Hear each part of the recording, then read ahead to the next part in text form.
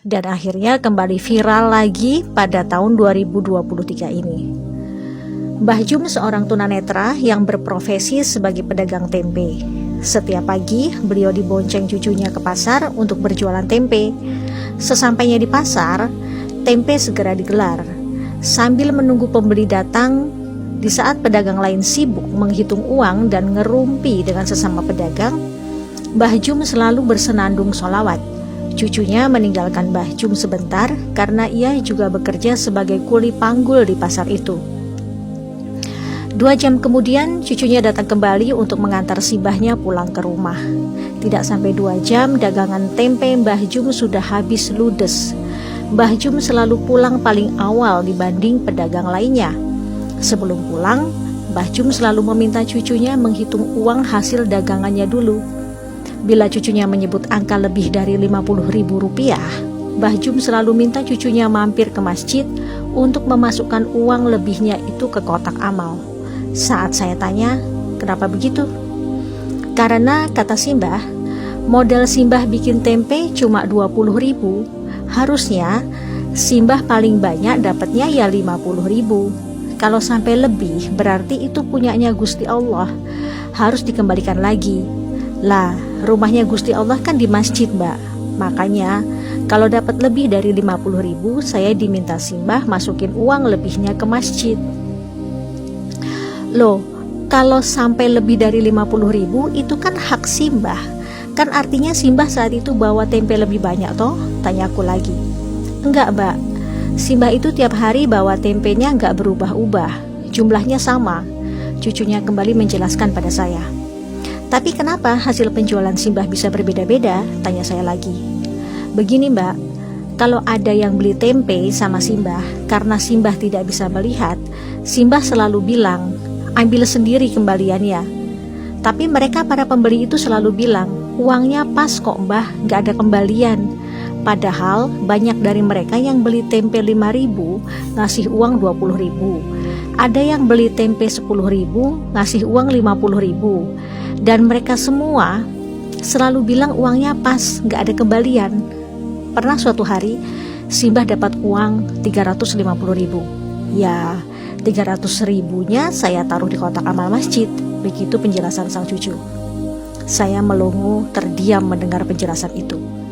Di saat semua orang ingin semuanya menjadi uang, bahkan kalau bisa kotorannya sendiri pun disulap menjadi uang, tapi ini Mbah Jum, logika saya yang hidup di era kemodernan jahiliyah ini belum sampai. Sampai rumah pukul 10 pagi, beliau langsung masak untuk makan siang dan malam. Ternyata Mbah Jum juga seorang tukang pijat bayi, begitulah orang di kampung itu menyebutnya. Jadi bila ada anak-anak yang dikeluhkan demam, batuk, pilek, rewel, kejang, diare, muntah-muntah dan lain-lain, biasanya orang tua mereka akan langsung mengantar ke rumah Mbah Jum. Bahkan bukan hanya untuk pijat bayi dan anak-anak, Mbah Jum juga bisa membantu pemulihan kesehatan bagi orang dewasa yang mengalami keseleo, memar, patah tulang, dan sejenisnya.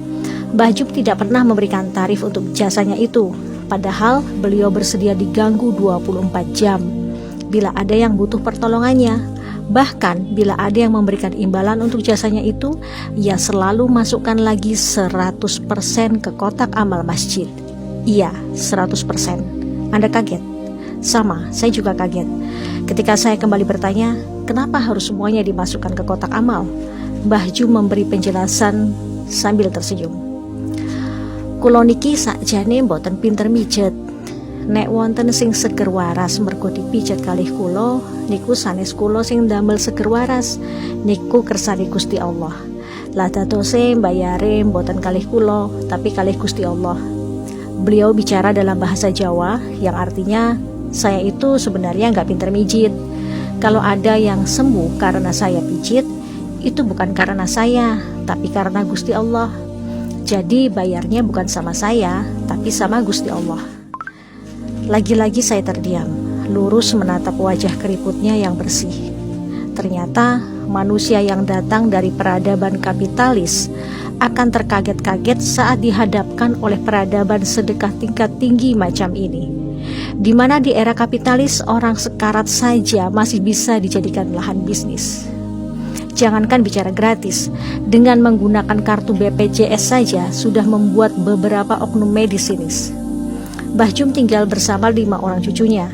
Sebenarnya yang cucu kandung Mbah Jum hanya satu, yaitu yang paling besar usia 20 tahun, laki-laki, yang selalu mengantar dan menemani Mbah Jum berjualan tempe di pasar. 4 orang cucunya yang lain itu adalah anak-anak yatim piatu dari tetangganya yang dulu rumahnya kebakaran. Masing-masing mereka berumur 12 tahun laki-laki, 10 tahun laki-laki, 8 tahun laki-laki, dan 7 tahun perempuan. Dikarenakan kondisinya yang tunanetra sejak lahir, membuat Mbah Jum tidak bisa membaca dan menulis. Namun ternyata ia hafal 30 juz Quran. Masya Allah. Cucunya yang paling besar ternyata guru mengaji untuk anak-anak di kampung mereka. Keempat orang cucu-cucu angkatnya ternyata semuanya sudah khatam Quran. Bahkan 2 di antaranya sudah ada yang hafal 6 juz dan 2 juz. Kulo niki tiang kampung, boten saged ningali nopo-nopo ket bayi. Alhamdulillah kersani Gusti Allah, kulo diparingi berkah, saged hafal Quran. Gusti Allah niku bener-bener adil kalih kulo. Beliau bicara dalam bahasa Jawa yang artinya, saya ini orang kampung, tidak bisa melihat apapun dari bayi. Alhamdulillah kehendak Gusti Allah, saya diberi keberkahan bisa hafal Quran. Gusti Allah itu benar-benar adil sama saya. Itu kata-kata terakhir Mbah Jum sebelum saya pamit pulang. Saya peluk erat dia, saya amati wajahnya. Saya rasa saat ini bidadari surga iri melihat Mbah Jum, karena kelak para bidadari itu akan menjadi pelayan bagi Mbah Jum insya Allah. Matur nuwun Mbah Jum atas pelajaran sedekah tingkat tinggi pada tahun 2008 yang sudah Simbah ajarkan pada saya di pelosok desa Yogyakarta. Saya Irena Rajiman. Wassalamualaikum warahmatullahi wabarakatuh.